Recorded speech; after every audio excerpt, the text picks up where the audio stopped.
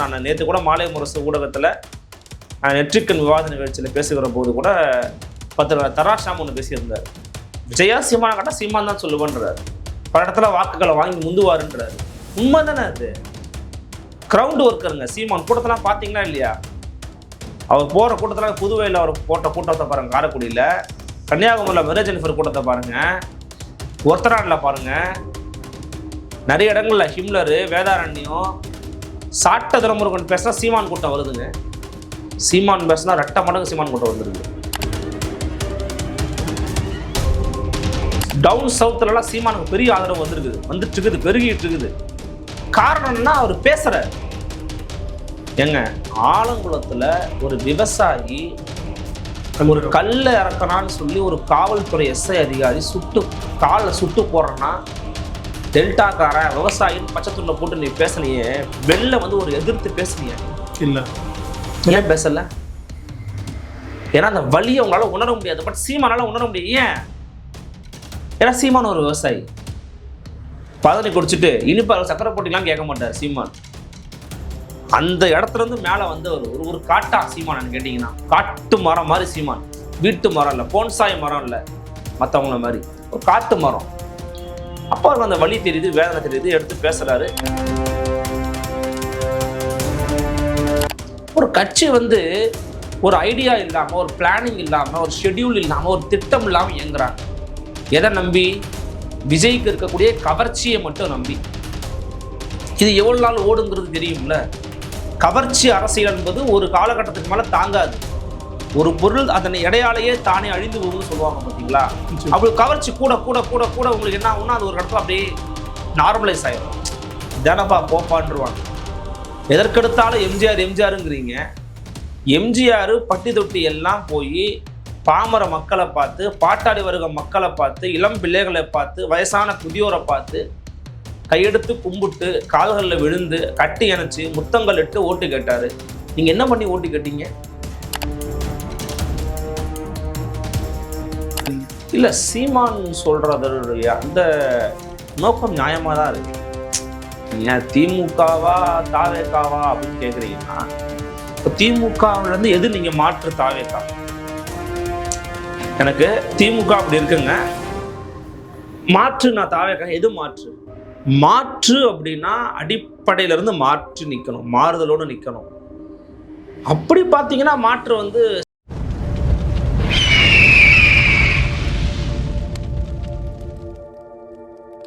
அரசியல் கருத நேயர்களுக்கு வணக்கம். இன்று நம்மோட சிறப்பு விருந்தினர் உதவியாளர் அருள்மொழிவர்மன் அவர்கள். சார் வணக்கம். வணக்கம் சரண், எப்படி இருக்கீங்க? நல்லா இருக்கு, நீங்க எப்படி? நலமா இருக்கு, மிக்க மகிழ்ச்சி. சார், இப்போ தேர்தல் களம் சூடுபிடிச்சிருக்கு. இன்னும் 1 வார காலம் தான் இருக்கு பிரச்சாரங்களை முடிக்கிறதுக்கு. அனைத்து கட்சியிலும் அக்ரெசிவா பிரச்சாரங்கள் வந்து பண்ணிட்டு வராங்க. விஜய் வருகைக்கு பின் வந்து சீமான் அவர்களோட வாக்கு வங்கி குறையும் அப்படின்னு சொல்லிட்டு பல பத்திரிகைகள் பேசிட்டு வந்த வேலையில இப்போ பிரச்சாரத்தை முன்கொண்டு பேசும்போது என்ன சொல்றாங்கன்னா, விஜய் விட சீமான் அவர்கள் வாக்கு சதவீதம் இன்க்ரீஸ் தான் பண்ணுவார் அப்படின்ற விஷயத்த பல பத்திரிகையாளர்கள் இப்போ பேச தொடங்கியிருக்காங்க. தாவேக்கா பார்த்தீங்கன்னா ரொம்பவே தொய்வா இருக்காங்க. 2 நாளைக்கு ஒரு முறை 3 நாளைக்கு ஒரு முறை தான் பிரச்சாரம் பண்றாங்க. எப்படி பாக்குறீங்க இந்த விஷயத்த?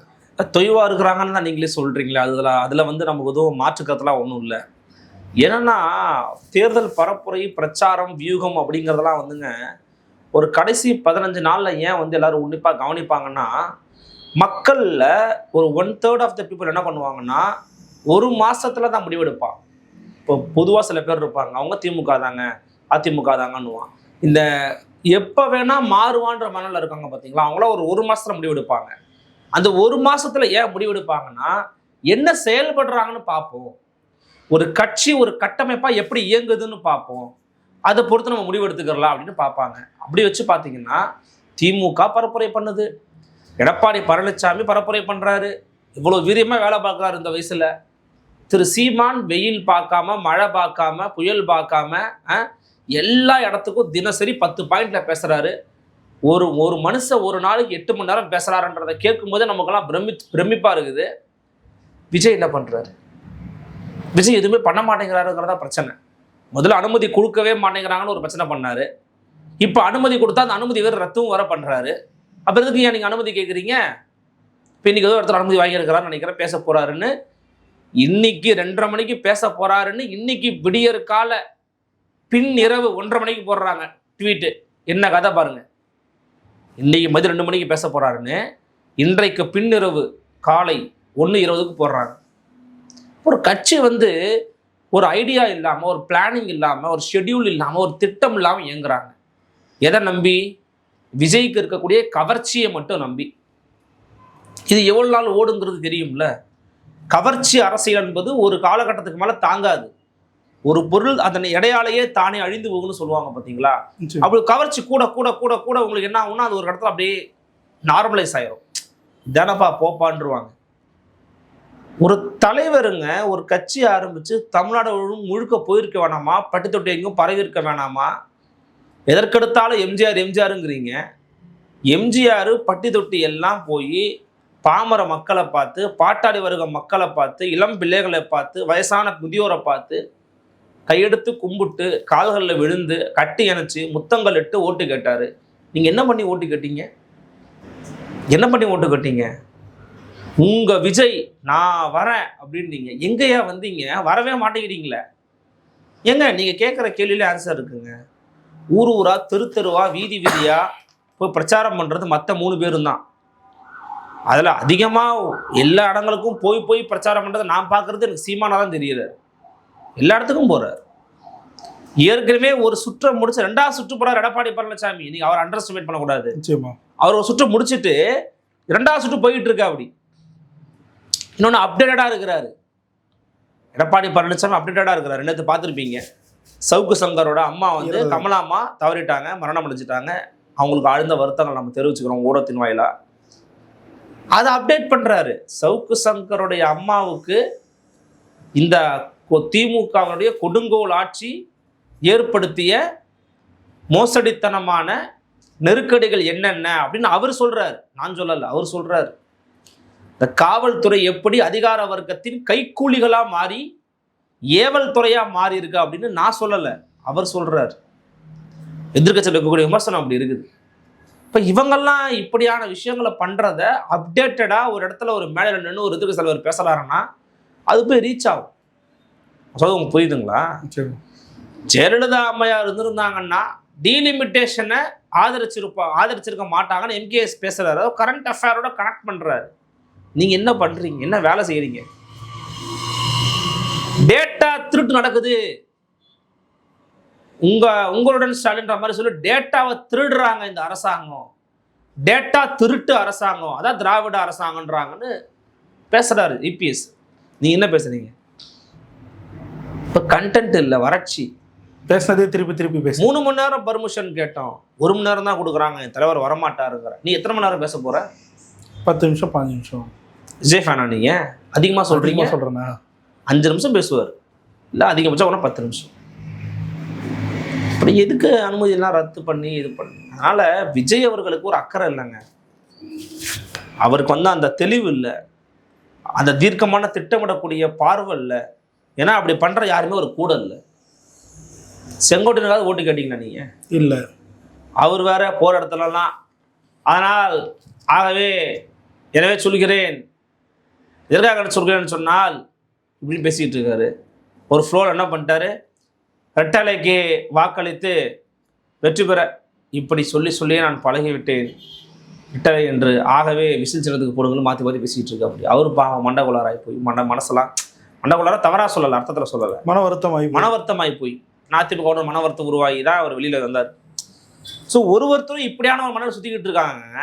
நீங்கள் இதை வந்து நீங்கள் என்ன புரிஞ்சுக்கணுன்னா, தாவேக்காவை பொறுத்த வரைக்கும் விஜய்ங்கிற ஒரு கவர்ச்சி முகத்தை வச்சு என்ன ஓட்டு விடுதுன்னு செக் பண்ண போகிறாங்க.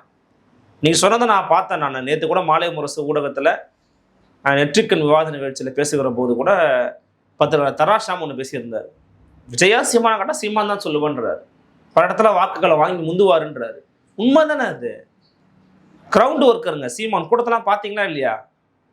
அவர் போகிற கூட்டத்தில் புதுவையில் அவர் போட்ட கூட்டத்தை பாருங்கள், காரைக்குடியில், கன்னியாகுமரியில் மெரே ஜெனிஃபர் கூட்டத்தை பாருங்கள், ஒருத்தராண்டில் பாருங்கள், நிறைய இடங்களில் ஹிம்லரு, வேதாரண்யம், சாட்ட துரமுருகன் பேசினா சீமான் கூட்டம் வருதுங்க. சீமான் பேசினா 2 மடங்கு சீமான் கூட்டம் வந்துருக்கு. ஒரு ஈர்ப்பு டவுன் சவுத்துலலாம் சீமானுக்கு பெரிய ஆதரவு வந்துட்டு இருக்குது, பெருகிட்டு இருக்குது. காரணம் என்னன்னா அவர் பேசுறார். ஏங்க, ஆலங்குளத்தில் ஒரு விவசாயி ஒரு கல்லை இறக்கறான்னு சொல்லி ஒரு காவல்துறை எஸ்ஐ அதிகாரி காலில் சுட்டு போடுறேன்னா டெல்டாக்கார விவசாயின்னு பச்சைத்துள்ள போட்டு நீ பேசலையே, வெளில வந்து ஒரு எதிர்த்து பேசலையா நீ? இல்லை, ஏன் பேசல? ஏன்னா அந்த வலியை உங்களால உணர முடியாது. பட் சீமானால உணர முடியும். ஏன்? ஏன்னா சீமான் ஒரு விவசாயி. பதனி குடிச்சிட்டு இனிப்பாக சக்கரை போட்டிலாம் கேட்க மாட்டார் சீமான். அந்த இடத்துல இருந்து மேலே வந்து ஒரு காட்டா சீமான் கேட்டிங்கன்னா, காட்டு மரம் மாதிரி சீமான். வீட்டு மரம் இல்லை, போன்சாய் மரம் இல்லை, மற்றவங்கள மாதிரி ஒரு காட்டு மரம். அப்போ அவருக்கு அந்த வலி தெரியுது, வேதனை தெரியுது, எடுத்து பேசுறாரு. சாராயத்தை காய்ச்சற ஸ்டாலினை சுடுவியாடா நீ, என்னை சுறா பார்க்கலாம் நான் காய்ச்சறேன் அப்படின்னு கேட்குற தைரியம் இருக்குல்ல, அது தமிழ்நாட்டை வேற எவனுக்கும் வராது, வேற எவனுக்கும் வராது. காரைக்குடியில் ஏங்க எல்லாரும் பேசிகிட்டு இருக்காங்க சீமான் சீமான் சீமான்னு. அண்ணன் மரியாதைக்குரிய காய்ச்சி நம்பரை கூட ஒரு இடத்துல பேசிகிட்டு இருக்காங்க. சீமானுக்கு இங்கே சொந்த வீடு இருக்கா? ஆமாம், சொந்த வீடு இல்லைதாங்க. இல்லைதான், என்ன பண்ணலாம்? பிரியங்கா காந்தி கூட தான் கன்னியாகுமரி சொந்த வீடு கிடையாது. நீங்கள் உங்களுக்கு போய் வேட்புமனு போடலையா? சிதம்பரத்துக்கு கூட தான், சிதம்பரத்துக்கு மேபி தமிழ் இந்தியா ஃபுல்லாக இருக்கலாம், தெரியாது.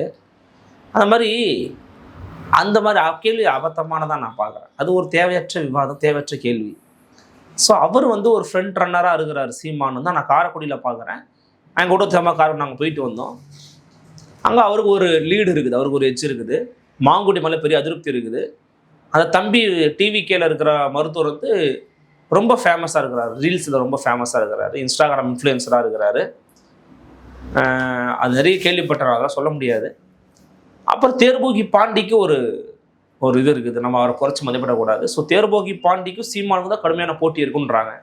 குறிப்பாக சார், இப்போ விஜய் அவர்கள் ஆரம்பத்திலேருந்தே செட் செய்யக்கூடிய ஒரு விஷயம், விஜயா ஸ்டாலினா திமுகவா தாவேக்கவா அப்படின்ற ஒரு விஷயத்த வந்து அப்பத்துலேருந்தே செட் செய்ய பார்க்குறாரு. அதிமுக எப்போ கூட்டணி அமைக்குதோ அப்போ அதிமுக கூட்டணி வலுவடையுது. களத்தில் அதிமுக திமுகன்ற அந்த பேக் டு அந்த போட்டிக்கே திரும்பிடுது களம். ஆனால் சீமான் அவர்கள் புதுசாக என்ன சொல்கிறாருன்னா, இலவச எதிர்ப்பான்றாரு, திராவிடமா தமிழ் தேசியமா அப்படின்ற ஒரு விஷயத்தை தான் இப்போ கொண்டு போகிறாரு. இந்த விஷயத்தை எப்படி பார்க்குறீங்க? இல்லை, சீமான் சொல்கிறதுடைய அந்த நோக்கம் நியாயமாக தான் இருக்குது. நீங்கள் திமுகவா தாவேக்காவா அப்படின்னு கேட்குறீங்கன்னா, இப்போ திமுகவிலேருந்து எது நீங்கள் மாற்று தாவேக்கா? எனக்கு திமுக அப்படி இருக்குங்க, மாற்று நான் தாவேக்கா, எது மாற்று? ஊழல் இல்லாத அரசாங்கம் தருவேன் அப்படின்னு சொல்லிட்டு வாய்ப்பு. யார் தான் ஊழல் உள்ள அரசாங்கம் தருவோம் திமுக சொல்லுதா? இல்லை, யார் சொல்றா? யாருமே சொல்ல. அப்புறம் மாற்று அப்படின்னா அடிப்படையிலிருந்து மாற்றி நிற்கணும், மாறுதலோடு நிற்கணும். அப்படி பார்த்தீங்கன்னா மாற்று வந்து சீமான் சொல்றது தானே மாற்று. நான் கொள்கை கோட்பாடு ரீதியாகவே நான் மாறி நிற்கிறேன், நான் தனித்துவத்தோடு தனித்து நிற்கிறேன், அதுதான் மாற்று. இன்னைக்கு என்ன பொருளாதாரத்தை முன்வைக்கிறீங்க? இப்போ நிறைய இடத்துல பேசியிருக்கிறாரு. அவரே பேசும்போதே சொன்னார், விஜய் அவர்களே, தமிழ்நாடு சிட்டிசன்ஷிப் கார்டு ஏதோ கொடுத்து பண்ணுற மாதிரிலாம் சொல்லியிருக்கிறாரு. முதல்ல சிட்டிசன்ஷிப்னா என்ன? குடியுரிமை. இப்போ நம்ம என்ன குடியுரிமையில் இருக்கிறோம்? நம்ம இந்திய குடியுரிமையில் இருக்கோம். சாரி, இந்திய குடியுரிமையில் வச்சிருக்கிறோம் நம்ம. So citizen of India. தமிழ்நாடுங்கிறது என்னது? தேசிய இனம். அப்போ நம்ம நேஷனாலிட்டி என்னவா இருக்கணும்? தமிழர் அப்படின்னு இருக்கணும். இது அடிப்படையாக எளிமையாக அரசியலை புரிஞ்சவங்களுக்கு புரிய வேண்டிய விஷயம். ஆனால் இன்னைக்கு கெடுவாய்ப்பா நம்ம நேஷனாலிட்டின்னு போட்டால் இந்தியன்னு போட்டுக்கிட்டு இருக்கோம். அது தப்பு, காலப்போக்கில் மாறும். சிட்டிசன் ஆஃப் இந்தியா, என் நேஷனாலிட்டி தமிழ். ஏன்னா தேசிய இனம்ங்கிறது தமிழ் தேசிய இனம். இன்னைக்கு தமிழரசன் பிறந்தநாள், பொன்பரப்பி தமிழரசனுடைய பிறந்தநாள் நல்ல ஒரு நாளாக அமைஞ்சிருக்குது இது பேசுறதுக்கு. அப்போ நேஷனாலிட்டிங்கிறது வேற, குடியுரிமைங்கிறது வேற. இது தெரியாமல் நீங்கள் எப்படி வந்து தமிழ்நாடு சிட்டிசன்ஷிப் கார்டுன்னு ஏதோ ஒன்று கொடுப்பேன் அப்படிலாம் பேசுகிறீங்க? இன்னொன்று சொல்லட்டுமா? ரூட் லெவலில் மக்களுக்கு எதை வச்சு எல்லா திட்டங்களை கொண்டு போய் சேர்க்குறாங்க நீங்கள் சொல்லுங்கள். இன்னைக்கு விளம்பரங்கள் மூலமாக இல்லைப்பா, நான் என்ன கேட்குறேன்னா, மக்கள்கிட்ட இருக்கிற எந்த அட்டையை வச்சு எல்லா ஸ்கீம் போகுது? ரேஷன் கார்டு, ஸ்மார்ட் கார்டே இருக்குது. எனக்கு ஏற்கனவே ஸ்மார்ட் அட்டை இருக்குது தம்பி. அதை வச்சு தான் நான் அரிசி வாங்குறேன், பருப்பு வாங்குறேன், ஆதார் கார்டு வாங்குறேன். இப்போ இவர் அதிமுக எடப்பாடி சொல்லியிருக்கிறாரு, நான் சமையல் அண்ணையும் கொடுக்குறேன்னு இருக்காரு. இப்போ ஏதோ ஒரு ஸ்கீம்னா ரேஷன் கார்டு தான் எனக்கு பேசுது. இப்போ ஸ்மார்ட் அட்டை இருக்குது, எனக்கு எதுக்கு தேவையான இன்னொரு அட்டை? அந்த அட்டையிலே மற்றதான் கொண்டு வந்துட்டு போ. அது தமிழ்நாடு குடியுரிமை அட்டை. இப்படி சொன்னால் வித்தியாசமாக இருக்குன்னு பார்ப்பாங்கன்னு. அப்போல்லாம் அவங்கள பார்க்க மாட்டாங்க. இது வித்தியாசமும் கிடையாது. முதல்ல தமிழ்நாட்டுக்கு எப்படி குடியுரிமை கிடைக்கும்? தமிழ்நாடு தனி நாடா மாறும்போது வேற. நிச்சயமா அதுக்கு என்ன காலம் இருக்கு. தமிழ் தேசியத்தோட இறுதி இலக்குங்கிறது தனி நாடு தான், இறையாண்மை மிக்க தமிழ் தேசிய குடியரசு அமைப்பது, அது வேற. நீங்க பேசுறது என்ன? அப்போ அவருக்குள்ள பேசுறதுக்கு எழுதி கொடுத்தத ஒரு இடத்துல ஒரு வீடியோல சாட்ட ஜனமுருகன் பேசியிருப்பாரு. முத்துமணி ரத்தினங்களும் கட்டிய பவளமும் கொத்து மலர் அற்புதங்களும் குவிந்த ஆதாரமும் அப்படின்ற மாதிரி வச்சு கொடுத்துட்டாங்கன்னா அப்படியே சோண்டு அதை படிச்சு ஒப்படைச்சுட்டு தான் போறாரு அங்கிருந்து. புரிதல் இல்லைன்னு சொல்லிட்டு என்ன இருக்கு, என்ன டேட்டா இருக்குது, உண்மையா பொய்யா, முடியுமா முடியாதா, அதை பத்தின எந்த அக்கறையும் எந்த கவலையும் அவருக்கு இல்லை. இன்னொன்று காமன் அதே டயலாக், நான் வந்தா இதை பண்ணுவேன், நான் வந்தா அதை பண்ணுவேன். என்ன மாற்றம் முன்வைக்கிறீங்கன்னு பேசணும்ல, அதை பத்தி பேசுறதே கிடையாதுல்ல. ஆனா கெதுவாய்ப்பா எல்லாருமே அதை ரசிக்கிறாங்களே சார், அவர் என்ன பேசுறாருன்றத பார்க்க. யாருங்க சொன்னது? தவிக ரசிகர்கள் பார்க்கறதாங்க சொல்றேன். அவர் ரசிகர்கள் பார்க்கறாங்க, அவர் ரசிகர்கள் ஏங்க அவருக்கு நடந்த அந்த திரைப்படத்தினை பத்தின விஷயத்த நான் கூட சொல்றேன், அது தப்பு தான். அது மாதிரி ரிலீஸ் பண்ணியிருக்க கூடாது, முழு படத்தையெல்லாம் பண்ணக்கூடாது, ரொம்ப தப்பு. யார் பண்ணாங்க நமக்கு தெரியாது, டெக்னிக்கலி நம்ம வி டோன்ட் நோ. அது ரொம்ப தப்பான விஷயம்தான். இப்போ திரைப்படத்தை விடணும் தடுத்தது யாரு? நீங்க அவர் யாருன்னு சொல்றாரு? அவரு பாஜக சொல்றாரு. ஏன் வெளிப்படையா பேச மாட்டேங்குது பிஜேபின்னு? என்ன பிரச்சனை உங்களுக்கு? ஏ பாசிச பாஜகவே, தொடை நடுங்கி பாஜகவே, என்னை தொட்டுப்பார், பேசுங்க. ஏன் பேச மாட்டேங்கிறீங்க? உங்களுக்கு பிரச்சனை வந்தாலே எதிரியோட பேரை பேசாத நீங்க, எனக்கு பிரச்சனை வந்தால் எப்படிங்க பேசுவீங்க? சைக்கிளில் வரீங்க, இது எதுக்கு இப்போ சைக்கிளில் வரீங்க? சரி சைக்கிளில் வந்தீங்க ரைட்டு, ஒருத்தர் பூ போட்டான், ஒன்றே அப்படியே போட்டு உள்ளே போய் ஏறுறீங்க. ஊடகங்களை சொல்லணுங்க, இதெல்லாம் காமிக்கிறான் பார்த்தீங்களா, வேலை வெட்டி இல்லாமல் ஊடகங்களை சொல்லணும். டிஆர்பிக்காக காமிச்சிக்கிட்டு இருக்கானுங்க, அங்கங்கே அவன் நல்லது பண்ணிக்கிட்டு இருக்கான், 4 விஷயம் பேசுகிறான், அதை பற்றிலாம் காமிக்கிறது கிடையாது. எவனுக்கும் வந்து அதை பற்றி பிரயோஜனம் கிடையாதுன்னு நினச்சி தூக்கி போட்டுறது ஊடகங்கள் மேலே தான் தப்பு. குறிப்பாக 16ஆம் தேதி நிர்வாகிகள் கூட்டத்தை தாவேக்கா வந்து வச்சுருக்காங்க. தேர்தல் அதிலேருந்து கணக்கு பண்ணாவே 4 நாள் தான் அவங்களால பிரச்சாரம் செய்யவே முடியும். இறுதியில் தான் இந்த மாதிரி விஷயங்களை வந்து கையில் எடுக்கிறாங்க. களத்தில் எப்படி போய் சேருவாங்கன்ற ஒரு கேள்வி இருக்குது. திரைமுகத்தை தாண்டி இஷ்யூவை பேசினா தானே மக்கள் மத்தியில் அவங்களுக்கு அது என்ன இல்லை. அதான் சொல்கிறேன்னு தம்பி, அவங்கள பொறுத்த வரைக்கும், மரியாதைக்குரிய விஜய் அவர்களை பொறுத்த வரைக்கும், நீங்கள் எல்லாம் கட்சி ஆரம்பிச்சுட்டு தான் வீட்டுக்குள்ளே போகிறீங்க, நான் ஒரு வீட்டுக்குள்ளேயும் போயிட்டு தான் கட்சி ஆரம்பிச்சிருக்கேன் சொல்கிறாரு. அவர் சொல்கிறதெல்லாம் ஒரு விஷயம் நான் உண்மையிலே என்ன சொல்ல நம்புறாரு. அவர் என்ன விஷயம்? அவர் நான் வீட்டுக்குள்ளே போயிட்டேன், நான் தமிழ்நாடு சிஎம் ஆகிட்டேன், அதை நம்புறாரு அவர். ஆமாம் சிஎம் ஆயாச்சு, கையெழுத்து போடுறது மட்டும் தான் பாக்கி. இப்போ அவங்க மே 4 கையெழுத்து மட்டும் தான் போடணும், போட்ட சிஎம் இல்லை. புரியுது. தமிழ்நாடு எழுதி கொடுத்துருக்குது. யாருக்கு பட்டா கொடுத்துருக்கு தமிழ்நாடு? யாருக்கும். கிரவுண்டை போய் பாருங்கங்க, கிரவுண்டில் போய் பாருங்க. நிறைய மக்களை வந்து நீங்கள் வந்து ரொம்ப திரைக்கவர்ச்சிக்கு அடிமானவங்களாம் சித்தரிச்சுக்கிட்டு இருக்கீங்க. கிரவுண்ட் அப்படி இல்லை. இறுதியாக ஒரே ஒரு கேள்வி தான் சார். இந்த பிரச்சாரம் ஆரம்பத்துலேருந்து நான் முதல் கேள்வியாக வச்சுருந்தேன், அந்த 2 நாள் 3 நாள் இதை வைத்து இது வைக்கிறாரு அப்படின்ற ஒரு விஷயத்த வந்து சொல்லியிருந்தோம். இப்போது ட்விட்டரில் நிறைய விஜய் ரசிகர்கள் இல்லை தாவேக்கு ஆதரவாளர்கள் பேசக்கூடிய ஒரு விஷயம், தலைவர் இந்த விஷயத்தில் தப்பு பண்ணுறாரு, இது வந்து ஏற்றுக்க முடியாது இல்லை அப்படின்னு சொல்லிட்டு அவங்களே பேச. இந்த விஷயத்தில் பிரச்சாரத்துக்கு வராமல் அவங்களே ரத்து செய்கிறது, இந்த மாதிரி விஷயங்கள்ல அவங்க நம்பியிருக்கக்கூடிய வாக்காளர்களை இப்போ அவரை எதிர்க்க தொடங்கியிருக்காங்க. இதை எப்படி பார்க்குறீங்க? இது ஒரு கடத்தில் வரும்ல, இது வரக்கூடியது. கமலஹாசனை பாருங்க, அவர் நம்பி நிறைய பேர் இருந்தாங்க, இப்போ எல்லாம் எங்கே இருக்காங்க? திமுக பக்கம் போயிட்டாங்க. அவ்வளோதான். இது ஒரு குட்டி திமுகங்க, குட்டி திமுக கூட கிடையாது, ஒரு குட்டி அதிமுக வேணா சொல்லலாம். திமுகவுக்காவது பேசிக்காக ஐடியாலஜி இருக்குது, தாவேக்காவுக்கு என்ன இருக்குது? எதுவும் இல்லை, ஒன்றுமே கிடையாது. அந்தரத்தில் தொங்குது தாவேக்கா, ஒரு பிடிமானமும் கிடையாது. என்ன பிடிமானம் இருக்குதா? விஜய்ங்கிற கவர்ச்சி பிடிமானம் தான் இருக்குது, வேறு ஒரு பிடிமானமும் கிடையாது சார். அப்புறம் நீங்கள் அதை போய் வந்து மக்கள் திட்ட ஆரம்பிச்சா நீங்கள் வரவேற்கணும். திட்டம்னா திட்டம்னு சொல்லலை நான், எதிராக கருத்துக்கள். என்னன்னா நடக்கிறத அவங்கள எதிர்த்து பேச ஆரம்பிக்கிறாங்கல்ல, கல்ல மௌனம் காக்கலல்ல, அவங்க முட்டு கொடுத்துட்டு மௌனம் காக்கலல்ல. ஏன் தலைவர் இப்படி பண்ணுறாரு, வரட்டும், என் கவுண்டுக்கு வரமாட்டேங்கிறாரு ஒரு இடத்துலலாம் பாருங்கங்க. இதெல்லாம் அசிங்கமாக இல்லையாங்க? என்ன விஷயம்? சிலையை வச்சு தட்டியில் ஃபோம் போர்டில் விஜய் ரெடி பண்ணி ஒருத்தன் ஓட்டு கேட்குறானா, அவன் மனசு எப்படி இருக்கும்? அவன் மனசு என்ன, அது பாராட்டுறாங்க, வேற ஒருத்தரை பாராட்டுறாங்க. அவங்க என்ன பண்ணாரு, ஹோலோகிராம் டெக்னிக், விஜய் பேசுகிற மாதிரி, அதுவும் சரியா லிப்சிங் ஆகல, அதை பாராட்டு இருக்காங்க டிவி கேட்குறாங்க. சூப்பர் ஐடியாயா, என்னங்க இது? கட்சி நடத்துறீங்களா இல்லை ஏதாவது அட்வர்டைஸ்மெண்ட் கம்பெனி நடத்துறீங்களா? புரியல எனக்கு. இது ரொம்ப கொடுமையாக இருக்குங்க. இந்த நிலைமை மாறணும். நீ சொல்கிற மாதிரி கட்சிக்குள்ளே இருக்கிறவங்க கேட்க ஆரம்பிச்சிருக்காங்கிறது மகிழ்ச்சிக்குரிய செய்தி. அப்பயாச்சும் விஜய் மாறட்டும். ஆனால் சார் இப்போ திருமாவளவன் காட்டுமன்னார் கோயிலில் நிற்க போகிறேன் அப்படின்னு சொல்லிட்டு அறிவிச்சாரு. அதன் பின் ஐயா இளைய பெருமாள் அவரோட இளைய மகனுக்கு வந்து அந்த சீட்டு வழங்கப்பட்டிருக்கு. திருமாவளவன் அவர்களோட முடிவு மாறுறதுக்கு காரணமே திமுக தான் அப்படின்னு சொல்லிட்டு வெட்ட வெளிச்சமாக மக்கள் பேச தொடங்கியிருக்காங்க. ஸோ இது அந்த கூட்டணியை பாதிக்கும்னு நினைக்கிறீங்களா? கண்டிப்பாக பாதிக்கும். ஏன் பாதிக்காதுன்னு நினைக்கிறீங்க? தலைவர் முடிவுப்பா அப்படின்னு கட்டுப்பட்டு நடக்கிறவங்களாம் இருப்பாங்க. ஆனால் தலைவர் ஏன் முடிவு வச்சாங்க அப்படிங்கிறது அவங்களுக்கு தெரியும். சபரிசன் என்ன ரோல் ப்ளே பண்ணாருங்கிறது அவங்களுக்கு தெரியும்.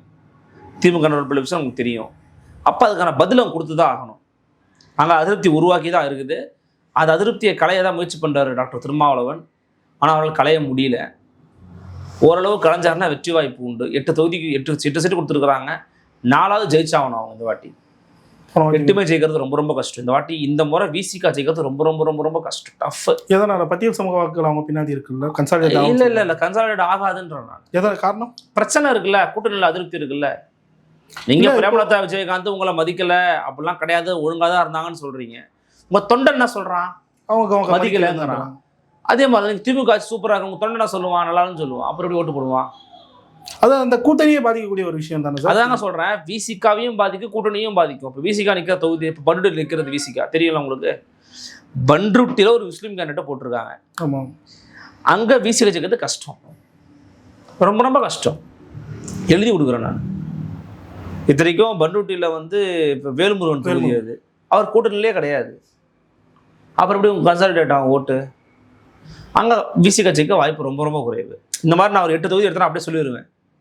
புரியுதுங்களா உங்களுக்கு? பார்ப்போம். நம்ம இறுதியாக ஒரே ஒரு கேள்வி தான்.